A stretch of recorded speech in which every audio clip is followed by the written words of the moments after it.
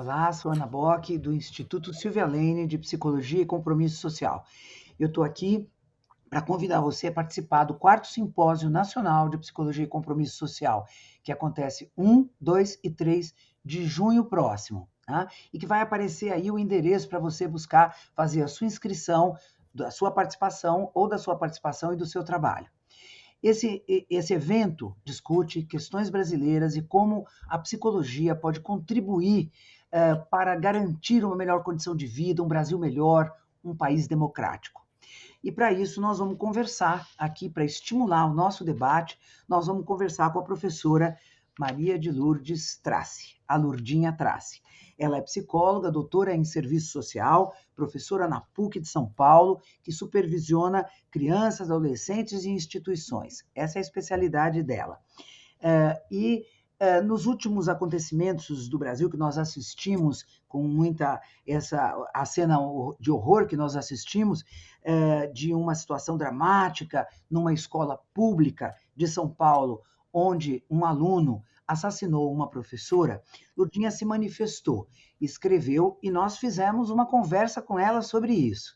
Essa aqui traz um outro aspecto importante da nossa conversa, que é que nesses momentos em que acontecem esses dramas, oportunistas retomam a ideia da redução da idade penal.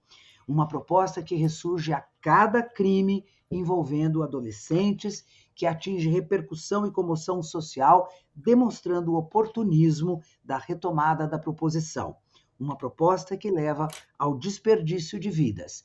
Esse trecho eu li da manifestação da professora. E aí nós queremos agora ouvir a Lourdinha sobre isto. O que significa querer a redução da idade penal? O que significa aderir a essa bandeira? Por que a gente está aqui dizendo que são oportunistas, esses que aproveitam esses crimes, esses horrores, para essa bandeira? Conta para nós, Lourdinha, como é a nossa relação com a idade penal? Então, Ana, o Brasil tem uma legislação bastante avançada e também adequada, né, que prevê a responsabilização dos adolescentes autores de ato infracional, né? É uma legislação, inclusive, baseada nas convenções internacionais, das quais o Brasil é signatário, né? E eu penso que é uma legislação suficiente para responsabilizar os adolescentes autores de ato infracional. Então, quando a gente levanta esse questionamento sobre essas propostas de redução da idade penal, nós não estamos defendendo a impunidade, né? Nós estamos defendendo uma responsabilização de acordo com a faixa etária e principalmente quanto a construir um outro presente e um outro futuro possível para esses adolescentes. E, então, esse oportunismo, né, ele tem a ver com um momento, não com a questão em si do adolescente, do ato infracional, mas com um momento político e também com um confronto de mentalidades, né? As mentalidades mais punitivistas, reacionária, que o antigo Código de Menores tentou superar, e as mentalidades, né, que consideram os adolescentes, inclusive os autores de ato infracional, como sujeito de direitos, e que a mudança na legislação ela implica numa mudança da ordem constitucional, porque está lá na nossa Constituição os fundamentos desse instrumento jurídico, né, que legisla sobre essa área. Mas, Lourdinha, Então, por que que haveria, eu entendo, perfeitamente essa questão colocada por você, brilhantemente, mas por que haveria na nossa sociedade um conjunto de pessoas que a eles interessa a redução da idade penal? Que posição é esta? então, Que projeto é, social é este que essas pessoas defendem? então, é, tem um movimento, né, sempre de localizar bem longe das esferas de poder, do poder político, do poder econômico, a violência e as causas da violência.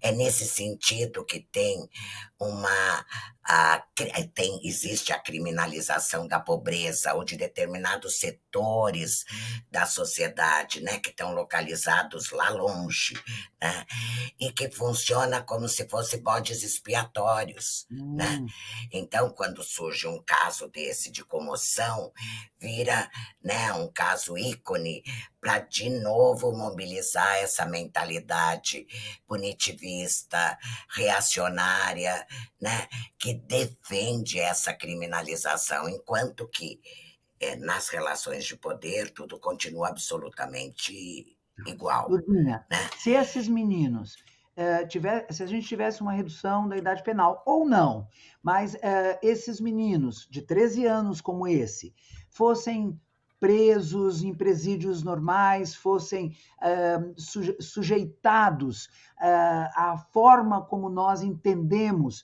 que a gente resolve os problemas de violência e de crimes na sociedade, você acha o quê?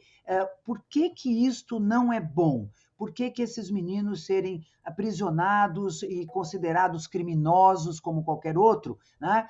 Como adultos criminosos? Por que que isto não é bom na nossa sociedade? Porque é muito simples, Ana, porque haveria um desperdício de vidas, né? Porque nós estaríamos entregando uma parte dos nossos jovens, adolescentes, da nossa população, né, para um processo de socialização que nós sabemos como que é o sistema penitenciário, né, num processo de socialização em que eles sairiam de lá muito mais comprometidos, né, com essa prática, e que daí não seria mais do ato infracional, seria dos crimes, não é? Então, eu penso é, que seria de fato um desperdício de E quando a vidas, gente né? diz, A gente compromete na hora que você bota o menino no sistema penitenciário, você compromete o seu presente e também o seu futuro. Agora, não é o futuro de um, de dois, né? Porque, veja, a ideia, quando se retoma a ideia da redução da idade penal, é a partir de algum caso como esse do menino lá de 13 anos na escola que assassinou a professora. É um caso que não é tão frequente. Os adolescentes autores de ato infracional, gente, a segunda causa, né, de internação na FEBEM, na Fundação Casa, desculpa, mas que continua a FEBEM, né, é o tráfico de drogas. Tráfico de drogas, tem muita gente no Brasil trabalhando o tráfico o entendi, envolvimento do adolescente no tráfico de drogas como trabalho infantil e como equivalente a trabalho escravo, né? Então, vê como é uma situação que você inverte, entendi. né? Você inverte os determinantes da Para a situação. gente Mas terminar, seria um desperdício de vida. Redução da idade penal significa desperdício de legal. vidas. Me diz, para a gente terminar, quando a gente fala que não é para perdoar e passar tudo, né, como se nada tivesse acontecido, mas é para responsabilizar, o que que a legislação diz, essa legislação que você apontou, né? O que ela diz? Como é que esses jovens poderiam ser responsabilizados? Quais seriam as medidas que são, elas são como? Punitivas, educativas? Que natureza tem as medidas que responsabilizam esses meninos? Meninos e meninas?